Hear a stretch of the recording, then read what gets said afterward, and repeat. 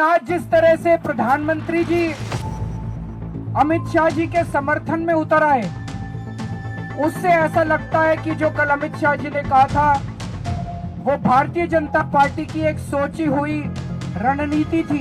इनका पूरा का पूरा काम अंबेडकर जी ने जो किया और जो कॉन्स्टिट्यूशन है उसको खत्म करने का है। वाक्य क्या था उनका? अंबेडकर अंबेडकर जितना करते हो, अगर भगवान का नाम लिया तो स्वर्ग मिलता। स्वर्ग नहीं चाहिए भाई, धरती पे स्वर्ग चाहिए। महामानव डॉक्टर बाबा साहेब अंबेडकर का नाम लेते लेते उन्होंने कहा कि अब ये तो फैशन हुई है, अंबेडकर अंबेडकर अंबेडकर अंबेडकर। मैंने सुना है ना आपको, आरएसएस का और भाजपा के लोगों का, इनके पास तो कोई महापुरुष है न इनका कोई आजादी में योगदान रहा।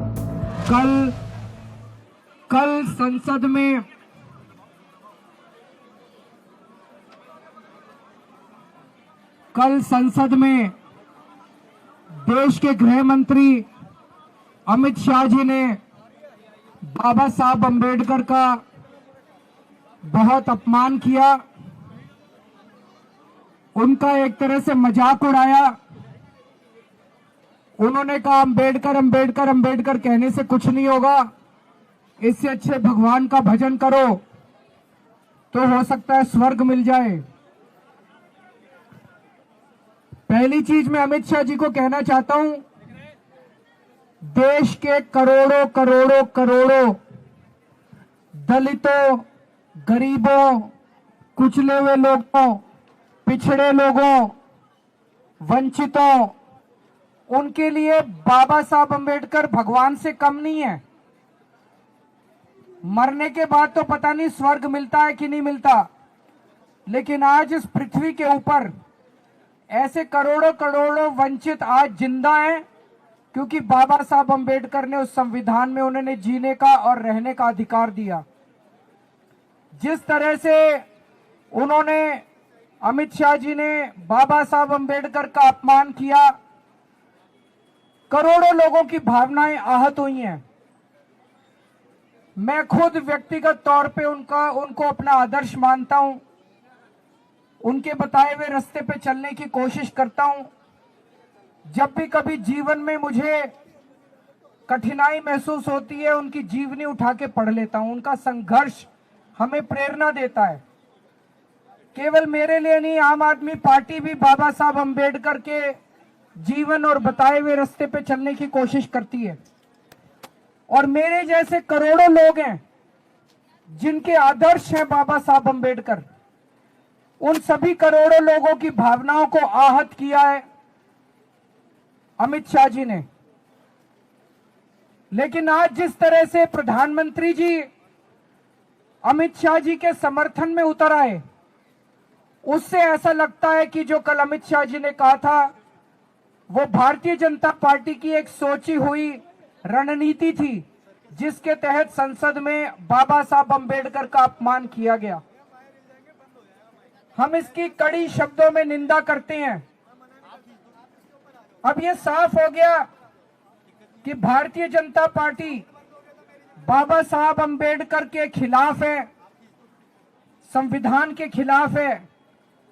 और अब बीजेपी के जितने समर्थक हैं उनको तय करना पड़ेगा,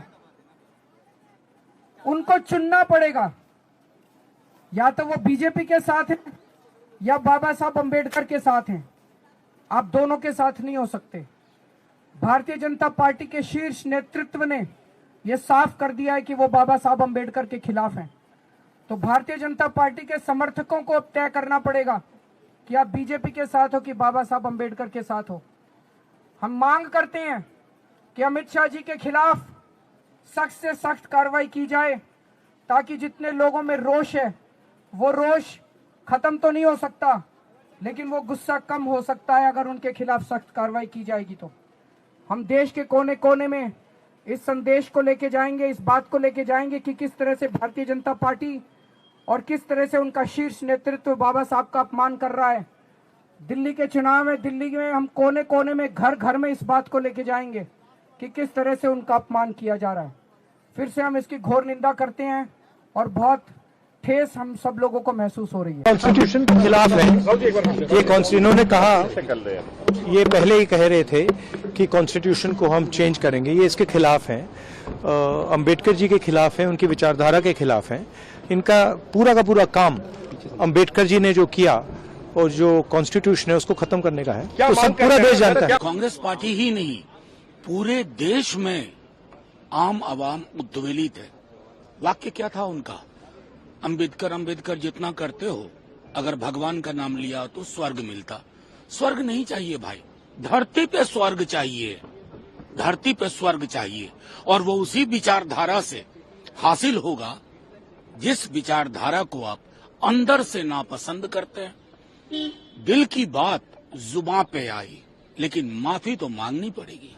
और जेपीसी में भेजा जाएगा वन नेशन वन इलेक्शन को, लेकिन कांग्रेस पार्टी और विपक्ष के लोग कह रहे हैं कि असंवैधानिक है, फेडरल स्ट्रक्चर। नहीं, कांग्रेस, देखिए मुझे लगता है कि कांग्रेस पार्टी या विपक्ष पूरा जब कहते हैं ना, तो ऐसा थोड़ी ही है कि हमारे पास आधार नहीं है। इस देश में था ना वन नेशन वन इलेक्शन, वो साइकिल क्यों टूटा? आज क्या गारंटी है कि वो साइकिल प्रॉक्सी चलाओगे, विल ऑफ द पीपल को अंडरमाइन करोगे?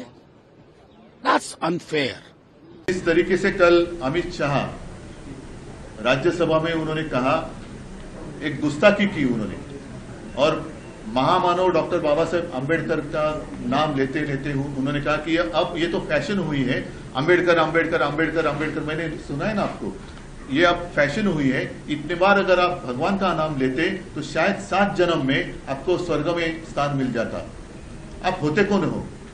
अम्बेडकर जी ने जो एक व्यक्ति ऐसी है, किसी पक्ष की सीमा उनको लागू नहीं होती। हर एक के दिल में महामानव डॉक्टर बाबा साहेब अम्बेडकर जी के लिए एक स्थान है, और जिन्होंने संविधान हमें दिया, उनका अपमान जिस तरीके से भाजपा कर रही है वो हमें तो मंजूर नहीं है। और इसलिए अब क्या भाजपा और राष्ट्रीय स्वयंसेवक संघ अमित शाह जी के ऊपर कुछ कार्रवाई करने वाले हैं, या उन्होंने खुद कहा था अमित शाह जी को कि ये बात कहो? अब ये देखना होगा। और मैं तो कहता हूं कि बाकी सारे जो पार्टियां हैं जिन्होंने भाजपा को समर्थन दिया है, वो चाहे चंद्रबाबू हो या नीतीश कुमार हो, या महाराष्ट्र में हमारे गद्दार लोग हैं और अजित पवार है, क्या उनको भी ये मंजूर है? रामदास आठवले जी, इसके बावजूद भी अब उनके कैबिनेट में रहने वाले, जिस कैबिनेट में अमित शाह है, तो ये सारी बातें अभी 1-2 दिन में स्पष्ट होनी चाहिए। क्या आप किसी तरह की अपॉलॉजी देख रहे हैं अमित शाह की तरफ से इस पूरे मैटर को देख रहे हैं? नहीं, उन्होंने जो भी गुस्ताखी की है, मुझे नहीं लगता कि उनको ऊपर से कहा गया होगा ही होगा, अन्यथा वो ऐसी हिम्मत नहीं दिखाते। शिवसेना का यहाँ से रोल क्या रहेगा इस इशू को? शिवसेना तो हमेशा शिवसेना का रोल करेगी, लेकिन अब भाजपा का रोल क्या है? अदानी के ऊपर अगर आप कुछ कहते हैं तो पूरी, जैसा आसमान फट जाता है वैसे बिजली गिर जाती है, वैसे पूरी भाजपा आती है उनके समर्थन के लिए। तो अब उनका जो एक नकाब था वो उतर गया है, और उनके दिल में जो एक काला जहर था वो सबके सामने आया है। बीजेपी का कहना है कि वो क्लिप को काट के दिखाया जा रहा है, जो पूरी बात है वो नहीं बताई जा रही। उसके बाद उन्होंने कहा कि कांग्रेस ने किस तरीके से अम्बेडकर जी का, वो कांग्रेस ने जो कुछ किया, कांग्रेस ने अगर गोबर खाया होगा तो इसलिए आपका गोबर खाना सबको मंजूर होगा? कांग्रेस ने अगर गोबर खाया होगा, चलो मैं एकदम स्पष्ट शब्द में कहता हूं, लेकिन जिस तरीके से उन्होंने कहा है, मैंने दिखाया ना, अम्बेडकर अम्बेडकर अम्बेडकर फैशन हुआ है, इसमें काटने की बात क्या है? इतने बार अगर आप भगवान का नाम लेते तो 7 जन्म में आपको पुण्य मिल जाता, स्वर्ग में स्थान। इसमें काटने की क्या बात है? और आपको क्या दिखाना है? आप प्रधानमंत्री से कोई मांग करेंगे? मैं प्रधानमंत्री से मांग, मैं कौन होता हूं करने वाला, लेकिन मैं तो यही चाहता हूं कि क्या प्रधानमंत्री जी अब इनके ऊपर कुछ कार्रवाई करने वाले हैं, या खुद प्रधानमंत्री जी ने कहा था अमित शाह को ये कहने के लिए? ये बात स्पष्ट होनी चाहिए। क्या आप चाहते हैं आरएसएस भी यहाँ पर अपना एक रोल प्ले करे? आरएसएस ने भी स्पष्ट करना चाहिए कि ये अमित शाह का व्यक्तिगत मत था या आरएसएस परिवार का ये मत है। आरएसएस ने कहना चाहिए। लोकसभा में जिस तरह से उनको जनमत हासिल हुआ, जिसमें ये अहम मुद्दा रहा डॉक्टर अम्बेडकर और संविधान, क्या इसी की नाराजगी अमित शाह ने अभी संविधान नहीं, उनके जो दिल में था उस वक्त जो कहा गया था कि अभी आपने जो मुझे सवाल पूछना चाहती थी ना, फेक नैरेटिव, तो ये तो फेक नैरेटिव नहीं है ना, ये तो खुलेआम खुद अमित शाह जी ने कहा है। तो इसका मतलब है कि उनके मुंह में राम और बगल में छुरी, यही भाजपा का हिंदुत्व है। तोड़ो फोड़ो और राज करो, यही भाजपा का हिंदुत्व है। और सिर्फ सत्ता जिहाद, सत्ता के लिए कुछ भी वो करने के लिए तैयार हो जाते हैं, यही स्पष्ट दिखाई दे रहा है। और मैं तो कहता हूं महाराष्ट्र, उनको लगता है कि अब महाराष्ट्र में कुछ रहा नहीं, कुछ भी करो, तोड़ो मरोड़ो, महाराष्ट्र लूटो, गुजरात में लेके जाओ, महाराष्ट्र कुछ कर नहीं सकता, ऐसे उनको अब लगने लगा है। क्या वन नेशन वन इलेक्शन की तरफ ये नहीं, वन नेशन वन इलेक्शन छोड़ो, पहले बाबा साहब अम्बेडकर जी का अपमान जो उन्होंने किया है उस बारे में मैं उनसे खुलासा चाहता हूँ। के गृह मंत्री अमित शाह जी ने बाबा साहब अम्बेडकर को लेकर के जो बयान जो बोला है, इसका हम लोग कड़ा निंदा करते हैं। और ये दर्शाता है कि उनकी संकीर्ण मानसिकता जो है बाबा साहब अम्बेडकर को लेकर के क्या है। उनकी बॉडी लैंग्वेज को देखिए, उनकी भाषा को देखिए, 17 सेकंड में जो है पूरी तरीके से जो है साफ पता चल जाता है कि ये लोग बाबा साहब अम्बेडकर को कितना चाहते हैं। और आप देखिएगा शुरू से ही आरएसएस का और भाजपा के लोगों का, इनके पास तो कोई महापुरुष है नहीं, ना इनका कोई आज़ादी में योगदान रहा। तो जितने महापुरुष हैं इस देश में, चाहे गांधी जी हो, चाहे कर्पूरी ठाकुर जी हो, चाहे आपके नेहरू जी हो या अंबेडकर जी हो, इनको गाली देना ही भाजपा का काम बच गया है।